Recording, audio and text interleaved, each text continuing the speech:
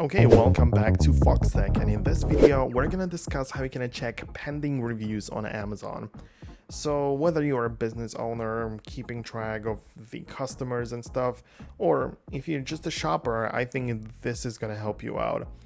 At first, the most important thing is to understand how it works. And Amazon's review process can be very slow. Sometimes it takes longer than the announced 48-hour delay.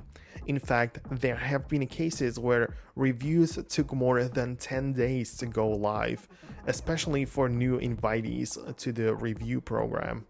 This means that it's a good idea to keep track of your reviews on your own rather than relying solely on Amazon's notifications. Now, as I say, it really depends on what your goal is. Now, if you just randomly purchase something on Amazon and want to leave a review, now just leave it, and if it gets approved, it's going to be published. But if you really need it for whatever other reason, I believe it is the best idea to keep track of this on your own, let's say in a spreadsheet or any other way you prefer. But a general way to check your reviews is using the Amazon app. So yeah, open up the Amazon app on your phone and make sure that you're logged in, of course, and then navigate to your profile. So tap on the person icon, and once there, scroll down to find the profile. I believe you should be able to see it there. And under personalized content, you should see a couple of different things. This will take you to your community profile where you can see all of the reviews you have written.